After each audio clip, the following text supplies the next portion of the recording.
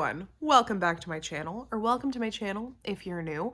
My name is Kristen, this is my booktube, and I look like I just woke up because I literally did. This intro is going to be a little bit different than some of the other ones on my normal videos, mostly because I was putting together a reading vlog for you guys this week, but it was way too long. I did too much this week, you know? I did a lot of reading, and I also bought a lot of books. And so in order for me to get a video up on time and produce a video that's not an hour long of me just living a week in my life and reading and all of that stuff, I decided to split it up a little bit, and we're just going to have a book haul this week, and then next week can be the reading vlog of what all I read this week. Going book shopping was not in my plan this week.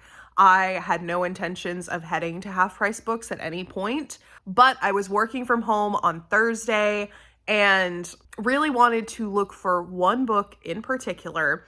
So I went to Half Price Books on a lunch break, didn't even record while I was there because I was not intending on buying tons of books, but I should know myself better because I can't go into a Half Price Books and not come out with an armful of books. So I ended up buying like 8 books at Half Price Books. And then when I did the little book haul section for the reading vlog, I talked for like 25 minutes. So even with editing it down, that is enough to be its own video. And there's no reason to stick it into another vlog when it can stand alone as its own video. So today we're going to be talking about my impromptu book haul from this last week. I would say that as far as book hauls go, there is a fairly wide range of genres and books included. So yeah, hopefully you guys enjoy. Without further ado, let's go ahead and just get into the book haul. I did slip out during lunch yesterday and I went to Half Price Books to look for one specific book, and I came out with 7 books, and none of them are the one that I went in for. They did not have the book I was looking for at the Half Price Books near me, nor did they have it at the Target that's in the same shopping center. And there's not like a Barnes & Noble or something like that that was close enough that I could pop in there as well, because I was on a lunch break. I only had an hour. So I ended up ordering it online instead, and it should be here today. But I figured I could go ahead and share this little book haul with you. I don't know why I didn't film anything when I was in the store. Maybe I was just like in a rush because I was on a lunch break, so I was on a bit of a time crunch. Or maybe I was just so focused on finding the one book that I went in there for that I just forgot. But in any case, sorry there's no B-roll of me perusing around a Half Price Books. But we can do a little book haul instead. So the first book on my stack, and literally the first book I picked up when I walked in the store, was this copy of Agatha Christie's Murder on the Orient Express. Now, this is a book that I do technically already own, but I own a newer copy of it. And I really enjoy collecting these mass market paperbacks from like around the 60s, 70s, and 80s. I really like these mass market paperback Agatha Christie books. I think that the covers are really interesting. And because they were mass produced so much by the same companies, they all have the same kind of look to them. And they're also pretty cheap to pick up because they are mass market paperbacks. This is actually one of the more expensive ones that I've purchased, and it was $3.99. I've gotten Agatha Christie books for like 50 cents before. And I think this one is more expensive just because it's a more recognizable title. More people know about Murder on the Orient Express than they know about like Murder on the Links, for example, or Crooked House. So not surprising that this book is a little bit more expensive, but even so, $4 is a pretty good price for a book like this. So now I'm going to rehome this book. I actually have an arrangement with a coworker of mine that I would give her my newer versions of Agatha Christie books as I found them in these old paperback formats. And this is one of the last ones that I have a newer version of, so I'm very happy that I was able to find a 60s mass market paperback to replace this one on my shelf. So yeah, that was the first thing that I picked up. Then this next book is not actually for me, but I picked up The Mouse and the Motorcycle for my niece. Her birthday's next month. She's really into reading, and she's turning 10, which the age range for this book is like 9 to 12 years old, so she's right in that age range. And this is a book that I read as a child. I'm sure many of you have read as a child because it's a classic. And it was in like the super buy section for $2. And so I had to buy it, and I'm really excited to be able to pass on one of my favorite books as a kid to my niece so that she can enjoy the adventures of Ralph and his little motorcycle as well. These next two books are books that I have already read. I just don't own them. They're both romances. They're two of my favorite romances that I remember reading in the last couple years. And I was very surprised to see both of them together on one shelf because I feel like the books that I really enjoy are the books that are the hardest to find because they're good books and people don't want to part with good books. But I was able to find Book Lovers and The Kiss Quotient, both in really good condition. I feel like Half Price Books does a good job of stocking quality used books. Like these ones are both very well taken care of. Spines still completely intact. And yeah, I read this book about maybe 3 years ago and I really enjoyed it. I think I read this one last year and I really enjoyed this one as well. And I feel like the terms that I've heard describe this one the most is kind of like a reverse Pretty Woman, where the woman in this story, her name is Stella. She is a very successful statistician, I think. She does something with statistics and she is super, super smart. And she ends up hiring a male escort to teach her how to be better at romance. So this book was so cute, so fun. I loved it so much. Now that I'm holding it in my hand, I feel like I need to reread it at some point in the near future because I'm just thinking back to when I read it the first time and I just remember it being really cute and I really enjoyed it. So maybe I will end up rereading it at some point in the near future. And then this one is a bookish enemies to lovers. We have two characters that both work in or around the publishing, the publishing... What word am I looking for? Not department. Field. Both of these characters work in or around the publishing field. They know each other from New York, where they were kind of like work rivals. And then our main character, Nora, goes on a kind of like a baby moon trip with her sister. Her sister is heavily pregnant and they both decide to take a trip down to, I believe it's like North Carolina. And her sister is determined to make Nora have a Hallmark Christmas movie level of a trip to a small town. She wants her to do all of these things that are cliche in Hallmark Christmas movies, like date a local, save a local business, participate in local activities, stuff like that. And I think that's what makes this book work for me because it is cliche in that sense, but it's self-aware that it's cliche, and Nora is not necessarily in on the plan. She kind of just goes along with it enough to humor her sister, but she is not fully invested really much at all. And when they get there, who else is there? Our love interest, Charlie, who is the professional enemy of Nora. And from there we have a self-aware cliche book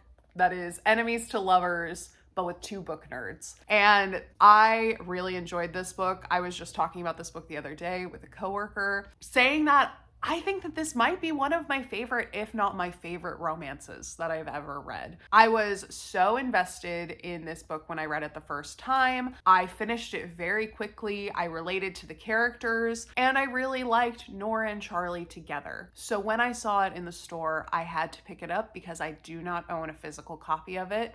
And if it's one of my favorite romances, it belongs on my shelf. So I went ahead and picked that up as well. Now, this next book, I have reasons.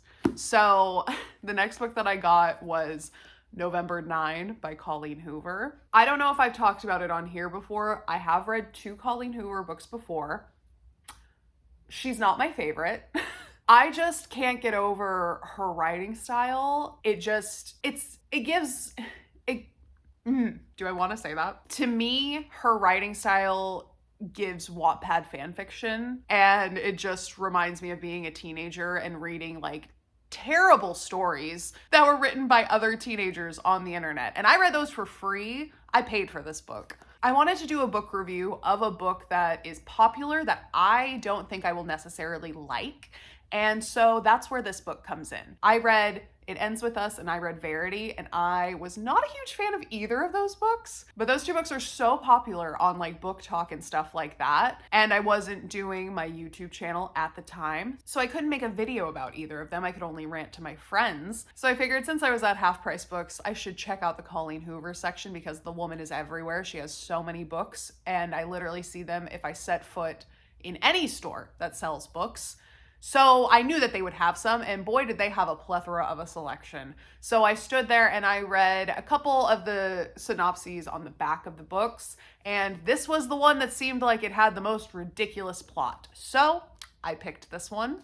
And yeah, sometime in the near future, I do want to read this book and like mark it up with my thoughts and things, and maybe make a rant video about it if it so displeases me. So yeah, that's why I bought November 9. Next up, I also, in the romance section, ended up finding a physical copy of Part of Your World by Abby Jimenez. And it is also the Book of the Month copy as well. Because I already own the second book, Yours Truly, and it is a Book of the Month book, when I saw the first book in that series, and it was also a Book of the Month version of the book, I had to buy it. And this is also the book club pick for my workbook club as well. So I need to read this book anyway. I was gonna listen to it on Audible, but I do want to physically have it as well, since I already own the second one. And Half Price Books had it in stock, so I had to get it.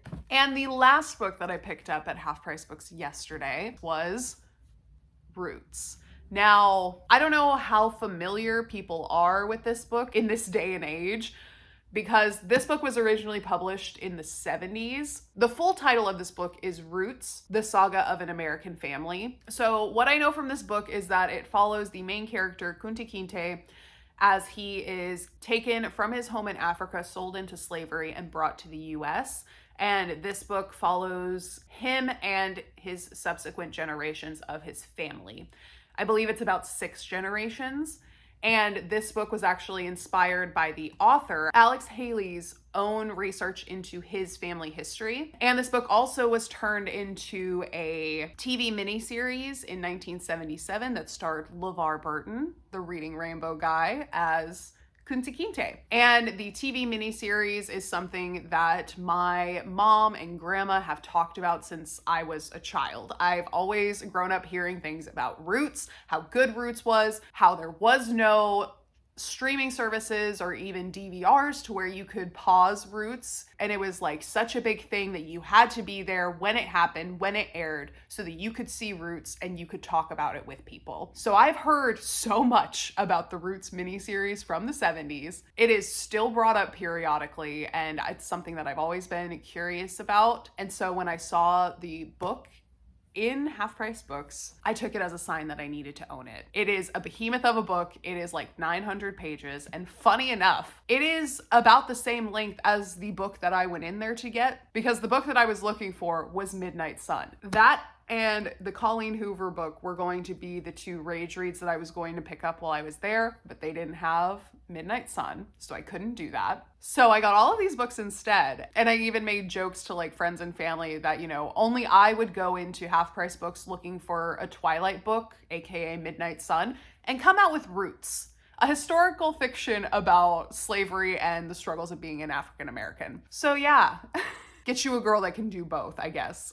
So yeah, that was the last book that I picked up yesterday at Half Price Books. I did end up ordering Midnight Sun. It is coming in the mail, and I will probably be doing a rage read of that at some point in the near future. I was inspired by some of the other reviews that I saw on Instagram or TikTok to read that book, because it seems like from Edward's point of view, he just is psychotic. And I need to read it to know that it's real, because I'm nosy. I need to know all of the stuff that's going on in Edward's head so that I can properly judge him. But yeah, so those are all of the books that I picked up yesterday at Half Price Books. Alrighty, friends, so that is the end of my book haul for this week. I hope you guys enjoyed. If you have any thoughts about the books that I picked up, this past week, you can go ahead and leave them in the comments below. If you did enjoy the book haul this week, go ahead and leave a like down below. Let me know. You should also subscribe while you're down there because I put out new videos every single weekend. And as I said in the beginning, you will be getting a reading vlog next week because I definitely did make some good reading progress this week. I am a little under halfway into Throne of Glass, and I also did some reading of audiobooks, ebooks, other things like that. So we will talk about all of those in next week's video. And I must say, this book is starting to heat up a little bit. So if you're curious as to my initial thoughts about Throne of Glass, any theories that I have some pretty out there ones, I'm not gonna lie, then go ahead and subscribe and stay tuned because we will be talking about this book and many others very, very soon. So yeah, I hope you guys are having a wonderful day wherever you are in the world, and I will see you in the next video. Bye!